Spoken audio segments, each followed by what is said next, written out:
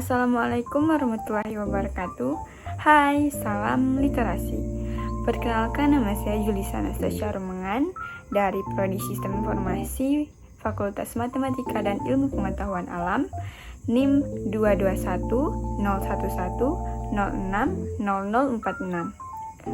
Di kesempatan kali ini, saya akan mempresentasikan tugas dari mata kuliah Bahasa Indonesia, yaitu Bahasa Lugas dalam Genre Makro yang dibimbing oleh Ibu Dr. Jenny Imbang, M.Hum, dan Vince Watak, SPD, MPD.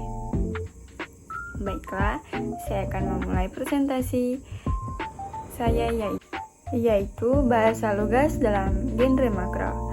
Yang pertama, apa yang dimaksud dengan bahasa lugas? Bahasa lugas adalah bahasa yang memiliki makna yang tidak mengalami perubahan atau sesuai dengan konsep asalnya. Bahasa lugas juga disebut dengan bahasa denotasi. Jadi, bahasa lugas adalah bahasa yang tidak mengalami penambah-nambahan makna. Sebutkan kaidah-kaidah kebahasaan yang wajib dikuasai oleh penulis karangan ilmiah. Kaidah-kaidah kebahasaannya yaitu menggunakan kata impersonal, menggunakan kalimat pasif, menggunakan bahasa produktif, menggunakan bahasa denotatif, dan menggunakan kata baku. Yang ketiga, ejaan apa yang digunakan dalam bahasa Indonesia saat ini? Ejaan yang digunakan dalam bahasa Indonesia saat ini adalah ejaan yang disempurnakan atau EYD. Sebelumnya, ejaan telah beberapa kali mengalami penyempurnaan. Ejaan EYD ini diresmikan oleh Presiden Soeharto pada tanggal 16 Agustus 1972 dan menjadi ejaan resmi dalam bahasa Indonesia. Yang keempat, perbedaan bentuk ke dan di yang ditulis serangkai dengan yang ditulis terpisah dari kata yang mengikutinya.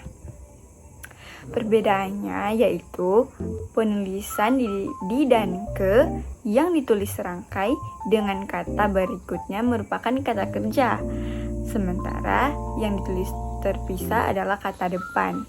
Contoh kata kerja.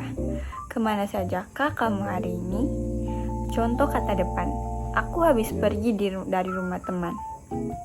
Yang kelima, apa saja dua golongan dalam unsur pinjaman dalam bahasa Indonesia? Kemudian berikan contohnya.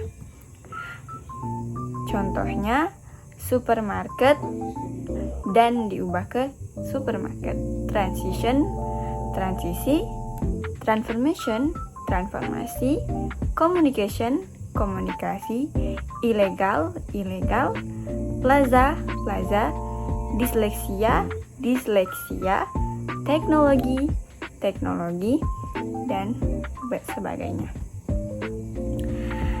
6. Jelaskan penggunaan tanda titik dan tanda koma, dan berikan contoh kalimat yang memuat dua tanda baca tersebut. Oke. Penggunaan tanda titik berfungsi sebagai penanda akhir suatu kalimat, dan penggunaan tanda koma berfungsi sebagai pemisah, perbandingan, dan penghubung antar kalimat. Contohnya, kemarin, saya pergi ke lomba 17 Agustusan di kampung halaman saya, titik. Lombanya sangat seru, ada lomba balap karung, makan kerupuk, lari karung, panjat pinang, dan masih banyak lagi, titik. Next, jelaskan perbedaan tanda titik, dan titik dua, serta berikan contoh kalimat kedua tanda baca tersebut. Perbedaannya adalah tanda titik koma digunakan untuk pengganti kata penghubung, sedangkan tanda titik dua digunakan untuk dialog tertulis.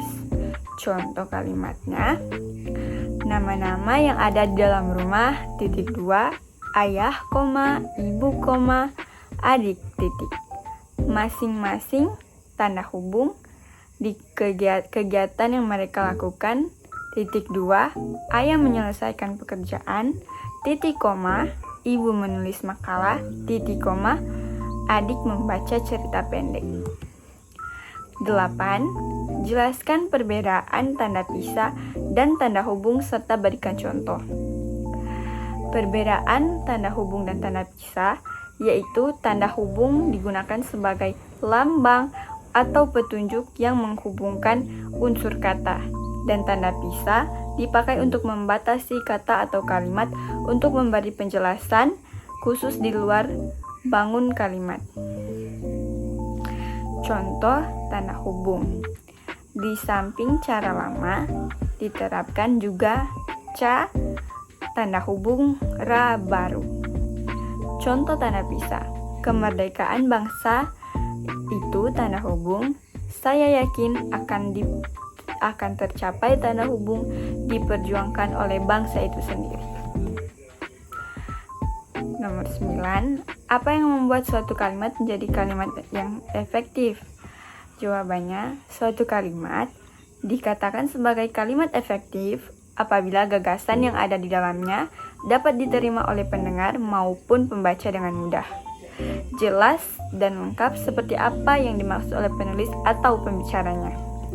Yang terakhir, sebutkan dan jelaskan syarat-syarat pembentukan paragraf. Syarat-syaratnya, yang pertama, kesatuan atau kohesi, yaitu sebuah paragraf yang baik hanya boleh mengandung suatu gagasan. Yang kedua, kelengkapan. Kelengkapan sebuah paragraf diwujudkan dengan terpenuhinya semua unsur paragraf, yaitu gagasan utama, dan kalimat penjelas. Yang ketiga, kepaduan atau koherensi. Kalimat-kalimat dalam sebuah paragraf yang terangkai secara logis dan saling mendukung gagasan utama tersebut.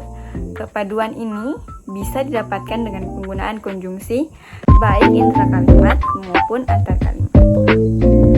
Oke, sekian presentasi saya.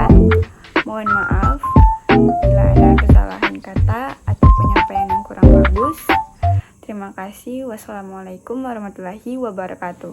Salam literasi.